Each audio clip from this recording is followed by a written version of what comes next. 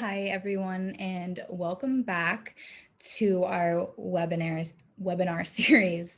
This one, we're going to focus on hashtags. And if you have any questions at all throughout anything I'm saying, there's a question and answer box at the bottom of your screen. So if you just pop in a question there at any time, I'll make sure to get them answered at the end of this session. And also, so this is a part of a series about, we did one on Canva, content creation, and now hashtags. So if you haven't watched them before, I would definitely recommend rewatching the other webinars because these all fit together to help you create an amazing content strategy for your practice.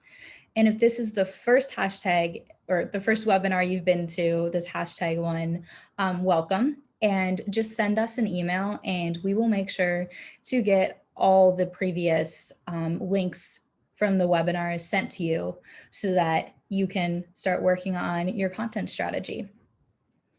All right, so let's get started. And yeah, at any point, just throw questions when you think of them in the bottom and we'll get them answered. So what we're going to talk about today is hashtag best practices, how many hashtags to use, because this has been up for debate for a while, where to find the right hashtags, hashtag groupings that you should be using on every single post, and something really important, a bit of homework for you, is putting together a hashtag bank. And if you already have a hashtag bank, to go and review it. So why use hashtags?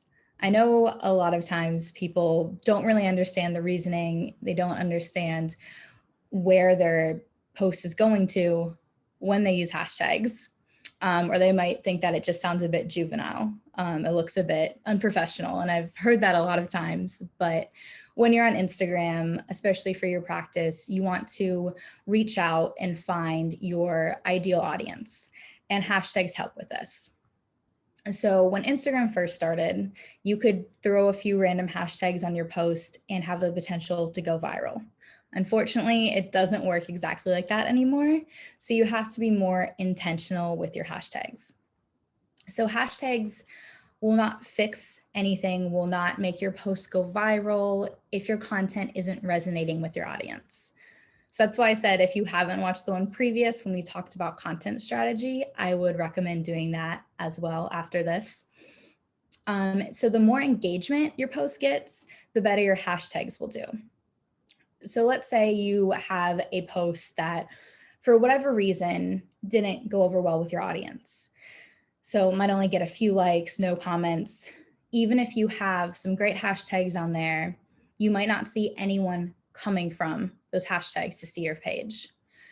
The more engagement a post gets, Instagram sees that this is valuable content that you're putting out. And their whole thing is they want to keep you on the Instagram app as much as possible. So they want to show valuable content to the right people. So this means that once your post is getting a decent amount of engagement, then it'll start ranking higher in hashtags. So that means that you'll start showing up on the Explore page for hashtags. You might start showing up in people's feed if they're following those hashtags, which in turn leads to more engagement and then ranked even further with the hashtags. So engagement and hashtags go hand in hand. So hashtags can't fix anything for you if your content isn't working and your audience isn't responding to it. But engagement and hashtags do snowball off of each other. So I will show you this. If you go to one of your posts and click on your post insights, this is how you'll see how each post has done. And the part that we're really concerned about right now is looking at, let's see, this post got 1,700 accounts that saw it. But this is the important one, that 79% of the people that saw this post weren't following this account. So you can see here where everyone comes from and the actions that they've taken from it, how many follows, profile visits. But from hashtags, we see that it's 1,200 people came from the hashtags that this person used. So this is why it is so important to use the right hashtags, and also have the content that your audience wants to see, because then you'll start getting results like this, that most of the people that saw the post weren't people that were following them. They were people that saw them because of the hashtags. And that's kind of the whole point, is to connect with your clients on Instagram and help them find you. Okay, so a few of the best practices before we get into the nitty gritty with it is that you can use up to 30 in your captions or your comments. It doesn't really matter. I personally just do them in the captions because I think they're kind of hidden better, but some people prefer to write them in their comments, which is fine. This one is really important, is that you want to use on every single post a mix of low density, which is 1,000 to 5,000 uses of the hashtag, which I will show you how that looks in a second, and high density, which is 500,000 to 1,000,000 uses of the hashtag. One thing I like to do is to cycle between 3 to 4 hashtag groups, so then you can better track to see which ones are performing better. And it's also just really easy if you can kind of already have these created and copy and paste to save you time. You do not at any circumstance want to use hashtags that have over 1,000,000 posts in them already, because it means that it is an oversaturated hashtag. A lot of people have been using it, and your post probably won't rank well with that hashtag if it's so many people are using it on a daily basis and other larger accounts are using it. Like, for example, I've seen a lot of people use hashtag mental health, and it has now over 31 million posts on it. So your post might show up under that hashtag for a millisecond, especially if you are just starting out or you are a smaller account. You want to be really strategic with your hashtags to make sure that the most people will see them. So this is something that Instagram just kind of came out with. So you can use up to 30, like I said, but recently Instagram said to use around 8 to 12 defined hashtags. And I've tried both of them. I haven't seen that much of a difference, but if you want to try them, let me know how you get on with that. Basically, how they explained it is if you use 10 defined hashtags that really explain who you are, who you serve, and where, like, the area you can serve, it shows the Instagram algorithm exactly what your account is and who it's for, who it's targeted at. So some people I've seen, they're like, I've used 10 hashtags and my post did so well with hashtags. But personally, for me, I haven't really seen that much of a difference. I'm just letting you know, Instagram did just come out with this actually a few weeks ago. So if you kind of want to test it and see what works best for you. But if you want to use all 30 hashtags, that is 20 more hashtags that you have the chance of ranking on, that you have the chance of showing up on the Explore page, showing up on the hashtag page. So I personally like to use around 30, just have a better chance of reaching more people with each hashtag that you use. This is really important, is your hashtag groupings. And you want to have hashtags from each of these groups on all of your posts. So first off is your community. This is hashtags that will connect you with others in your community. So others that might be in a similar practice as you, because social media is social. And you'll see that probably a lot of your engagement, especially in the beginning, might come from other people that might also be counselors or reflexologists, and they're kind of, hyping up your posts, which is fantastic. So this is why community is so important on Instagram, especially because if you do have similar practices, but not the same, because obviously no two practices is ever going to be the same, then you can also kind of refer to other people. So if someone comes to you and you don't serve that area, or you don't specialize in what they're looking for, you can refer them to other people. So having a community and connecting with community, your specific community on Instagram, is huge for this. So some examples of these could be like London therapy, reflexology, or reflexologist stories. The next one is location. So this describes the location that you serve, or the locations that you serve. So it's pretty straightforward. Example, London, England, if you're London based. So this is your practice type. So this describes kind of general umbrella, what it is you do, who you are. So something like hashtag counselors or reflexologists. And then this one is more of your niche. So it's the people that you really focus on, or the group that you focus on. So what sets you apart from others in your industry, or what do you specialize in? So these would be more specific, like this one would be counselors, this one could be child counseling, couples therapy, just so that if someone is looking for this kind of like counseling, reflexology, therapy, when they are searching for those hashtags, you would show up there. So let's go back to the hashtag groups that I talked about. I would say cycle between 3 to 4 hashtag groups. You can obviously use more if you choose. This is just to kind of make it easy for you, because I know you all have a lot more to focus on than hashtags for every post. But by mixing these up, it's helping Instagram. This doesn't happen as often as it used to, but sometimes an account will get flagged for spam if they're using the same hashtag over and over, or the same few hashtags every single post, because then they think that it might be a bot or a spam account.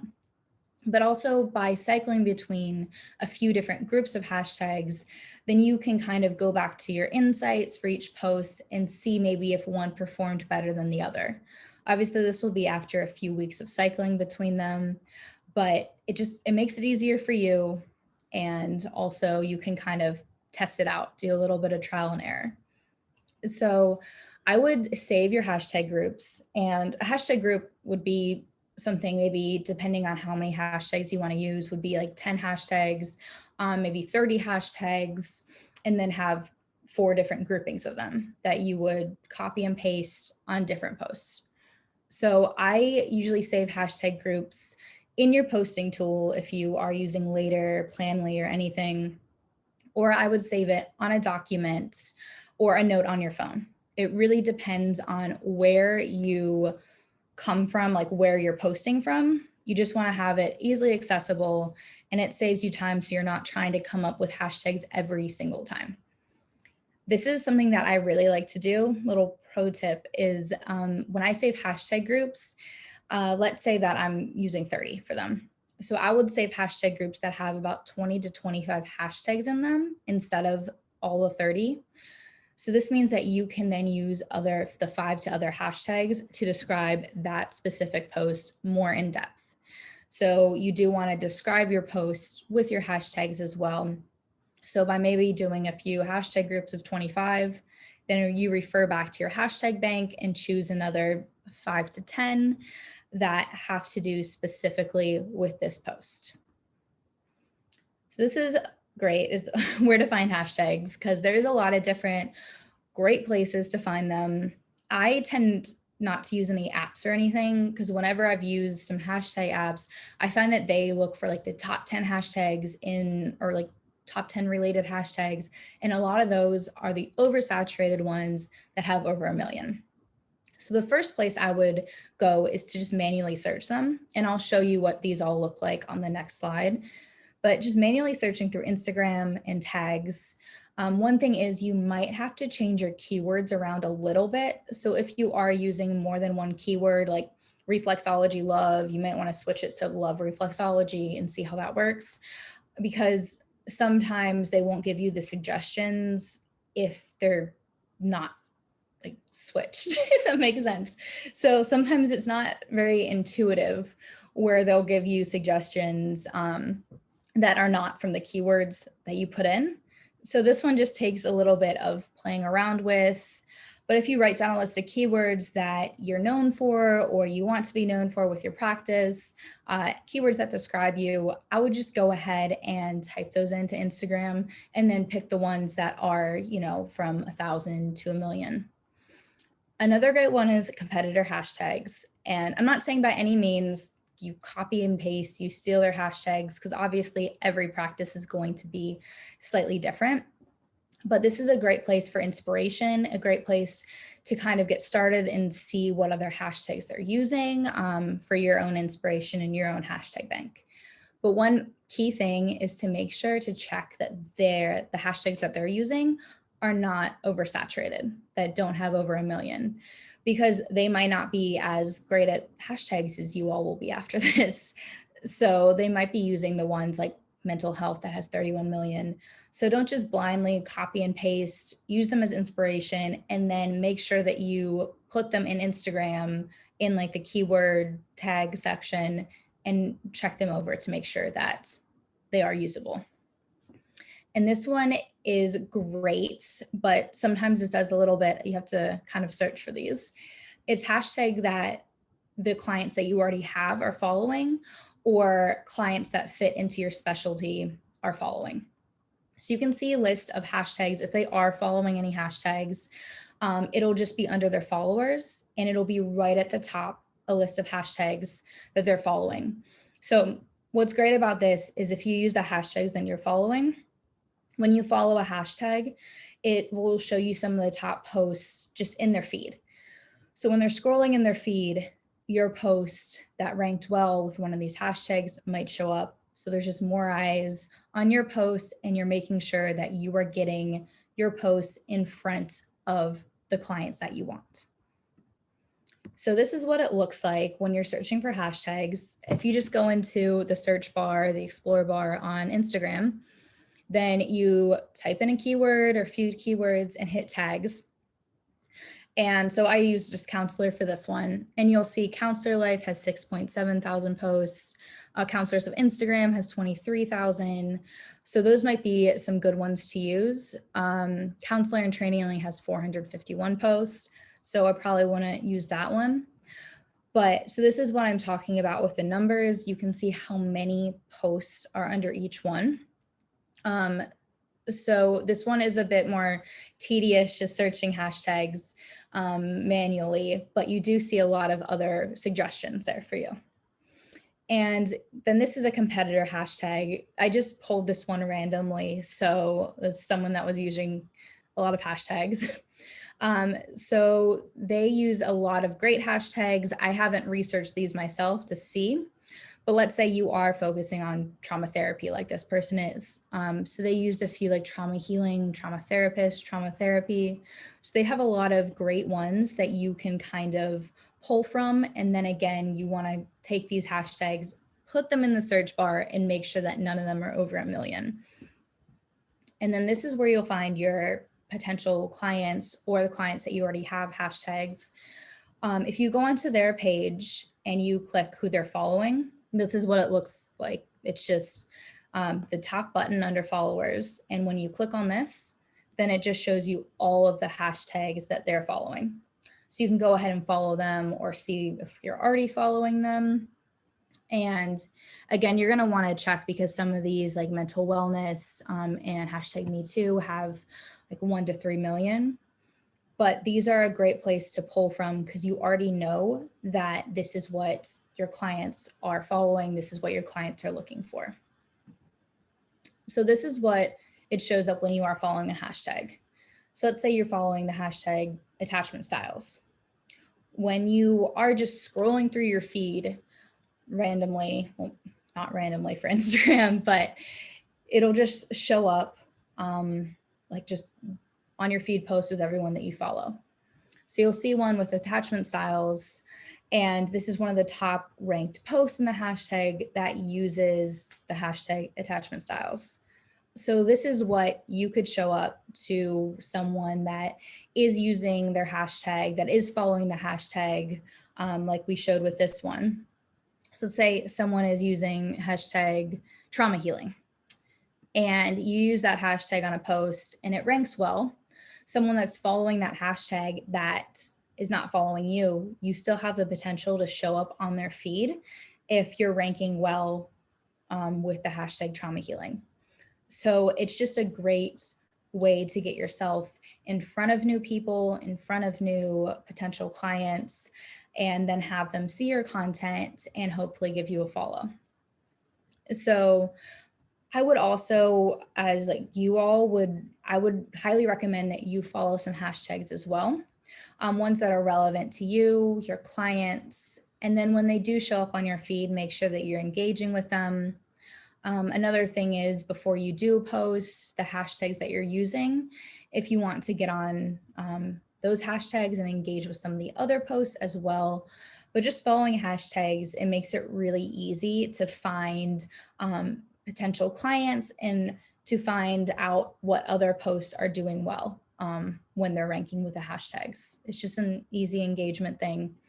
So I would recommend that you follow some hashtags as well if you haven't already. So this is really important. It's creating a hashtag bank. And I'm just showing you one really simple way of doing this.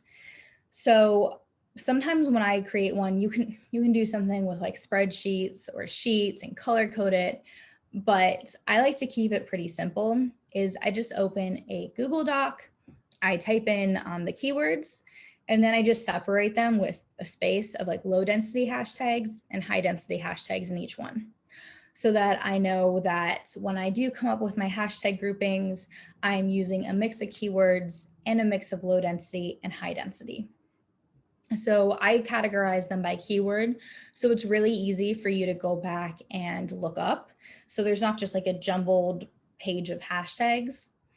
And then something that I would recommend doing is, if you do have a hashtag that fits under both of them, like two different keywords, I would put those there, like on both of them.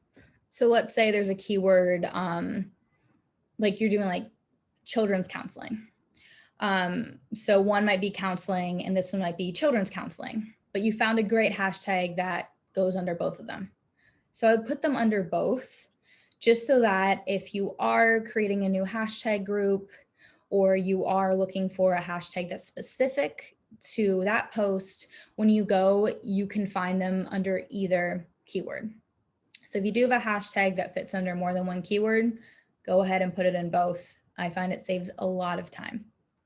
So when you're creating a hashtag bank, you're going to go, like I said before, do your keyword research, look at competitors, look at clients, and then you are going to compile a list of hashtags that fit under the keyword between 1,000 and 500,000, and then 500,000 to 1,000,000.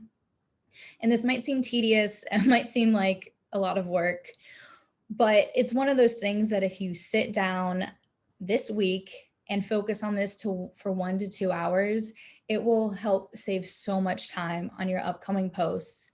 And then I would also recommend maybe 30 minutes a month going back and then kind of updating this hashtag bank. So adding more keywords, seeing which ones worked, doing some more competitor research.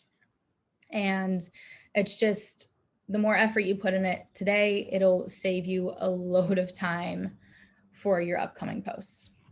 And then on the bottom, I just usually do hashtag groupings. So you can just do generic hashtag groupings where you just choose a few, low density, high density from each keyword.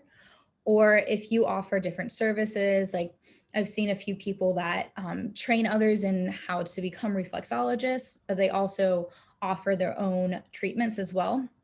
You can also do hashtag groupings based off different treatments or for a different target audience. Again, it just makes it easy if you have all of this laid out for your upcoming posts to copy and paste, and you know that your hashtags are thought out and they're ready to go. So summarizing this, hashtags are a very important part of your content strategy, but they are not a content strategy itself. They won't fix anything if your content isn't resonating with your audience, but they are there to boost content that works really well. Use the hashtags that are between 1,000 and 1,000,000, and never exceed 1,000,000 posts, or you're just wasting a hashtag. On every post, you want to use a mix of hashtags that describe your location, your practice, your niche, who you serve in that practice specifically, and your community. And you want to try to cycle between 3 to 4 hashtag groups. Like I said, you can change them up every day if you want, but just to make it as easy as possible for you, I'd recommend having a few hashtag groups that you can easily copy and paste to save you valuable time and make sure that your content is working for you. And we're going to take a few questions right now. And then also, if you have any questions at all and that you come up with or you think of when you are creating your own hashtag banks, feel free to DM us on Twitter, Instagram, or send an email to info@webhealer.net. And we will make sure to get any further questions answered, everything explained for you. So let's see if there's any questions at the moment. Let me see. Sorry.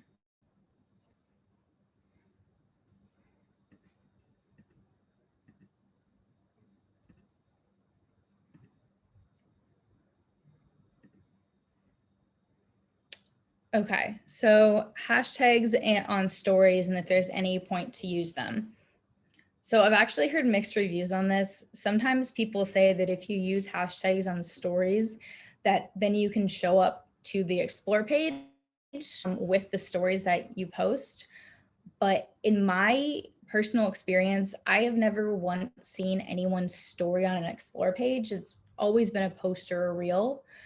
So I've heard it's just kind of a waste of time and it doesn't actually go anywhere. So at least personally, like I have never seen anything like that actually work. And it's just more of a general consensus that it's just kind of a waste of time because no one really knows where you show up on. And anytime I've used them, I haven't seen any new followers or any new people seeing my content, just people that have already followed me. So I don't honestly think that there is a point to them. There might have been in the past, but now I don't think they actually go anywhere, if that makes sense. And then the other one about, oh yeah, the Instagram. So most of these hashtags are pertinent to Instagram, but you can obviously use the same strategy with LinkedIn or Facebook. It's just hashtags are usually tend to perform best on Instagram and Twitter at the moment, but you can use a few hashtags on LinkedIn and Facebook. But for finding these hashtags specifically, this is for Instagram at the moment. Yeah, so sorry, I was just double checking the chat. But that sounds, yeah, that's all great. And if you have any questions at all, like I said, feel free to reach out with anything you think of when you're coming up with your own strategy. And thank you so much for joining us. Again, if you missed the previous ones, we'll get the link to you so that you can work on putting together a whole content strategy. And thank you so much for joining us. We can't wait to see you at the next one. Bye.